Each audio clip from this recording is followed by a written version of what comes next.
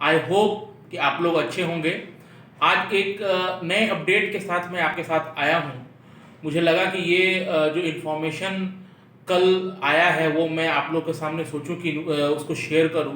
ये काफ़ी आप लोग के लिए इन्फॉर्मेटिव होगा कि जैसा कि कल आप लोगों ने सुना होगा कि आईएमएफ इंटरनेशनल मॉनेटरी फंड ने भारत का जीडीपी 7.5 से घटाकर 6.5 कर दिया। ये उनका एक स्टेटमेंट आया है। उसके साथ साथ उन्होंने ये भी प्रिडिक्ट किया कि जिस तरह से इन्फ्लेशन और यूएस इंटरेस्ट रेट बढ़ रहा है वो ऑल ओवर वर्ल्ड के इकोनॉमी के लिए बहुत ही घातक होने जा रहा है।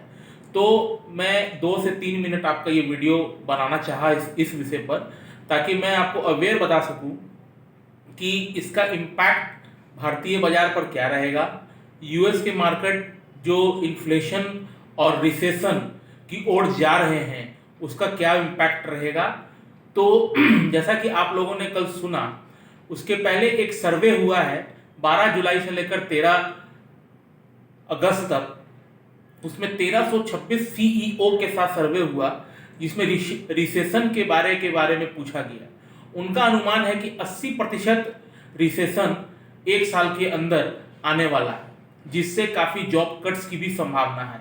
तो इसका इम्पैक्ट कल हम लोगों ने देखा कि फेसबुक ने कल 12,000 अपने कर्मचारियों को छटनी का आदेश पारित कर दिया, जो इम्प्लीमेंट होगा आने वाले समय में।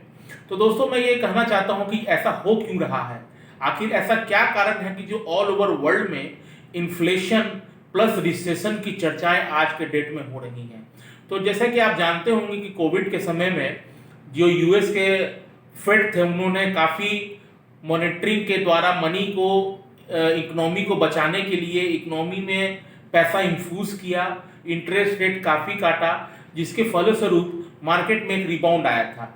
लेकिन पिछले 6 से 8 महीने में जिस तरह एग्रेसिव उन्होंने टाइटनिंग की है और उसके साथ साथ वहाँ के मार्केट से जो पैसा वो खींच रहे हैं, पैसा निकाल रहे हैं, उसके परिणाम स्वरूप ग्रोथ में पड़ रहा है। मतलब वहाँ का जो इन्फ्लेशन है वो ऑलरेडी 9 के आसपास था और अंतिम का जो इन्फ्लेशन आया है वो 8.3 आया है।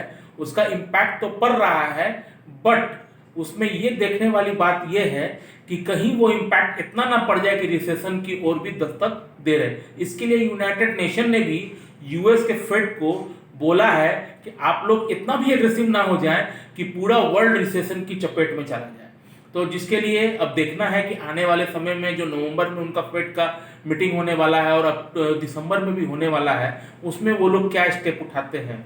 आज एक जॉब्स डेटा आने वाला है वहाँ पर और 13 तारीख को वहाँ इन्फ्लेशन का डेटा आने वाला है। तो ये देखना है कि अब क्या होगा। लेकिन मैं आपको बता दूं कि जो विश्व का पूरे ऑल ओवर विश्व की जो स्थिति है इन्फ्लेशन के मामले में, ग्रोथ के पॉइंट ऑफ व्यू से वो काफ़ी अच्छी नहीं है। ऑलरेडी यूके, पूरा यूरोप, अमेरिका, इनका इन्फ्लेशन बहुत ज़्यादा है। फ्रेंड्स, अर्जेंटीना का इन्फ्लेशन 100% से भी ज़्यादा हो जाएगा दिसंबर 2022 में। और चाइना में जिस तरह कोविड रिस्ट्रिक्शन है वो अपने आप में मतलब उसके बारे में जो जितना जितना बोला जाए उतना कम है। तो अब इसका भारत पे क्या इम्पैक्ट पड़ेगा इसके बारे में मैं आपको बता दूं। भारत पे इम्पैक्ट जरूर पड़ेगा, ऐसा नहीं है, क्योंकि वर्ल्ड इकोनॉमी ग्लोबल इकोनॉमी हो गई है आज के डेट में।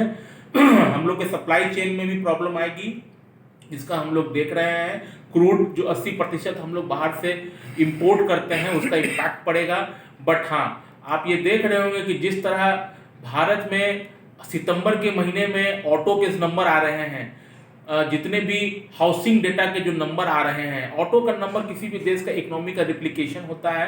ये जो नंबर आ रहे हैं ये, और जो रूरल डिमांड हो रहा है, उससे भारत का इम्पैक्ट बहुत कम पड़ेगा, क्योंकि हमारे आरबीआई ने बहुत समय रहते हुए इस चीज़ को एक इनिशिएटिव उठाया। हम लोग का इन्फ्लेशन काफ़ी कमज़ोर है, हमारा रुपया गिरा जरूर है, बट वो फिर भी पाउंड और येन के मुताबिक काफ़ी कम है और उनसे अप्रिशिएट ही किया है। तो आई होप ये हम लोग का इम्पैक्ट काफ़ी कम होगा और आने वाले समय में हमारा बाजार इस चीज़ को पॉजिटिव वे मिलेगा। तो आई होप ये छोटा सा इन्फॉर्मेशन आपको काफ़ी अच्छा लगा होगा। और जैसा कि अंतिम में बोलता हूँ, इस वीडियो को लाइक और सब्सक्राइब कीजिए सो दैट आपको आने वाले समय में कोई भी market, financial market related information आपको मिल सके। धन्यवाद, थैंक यू।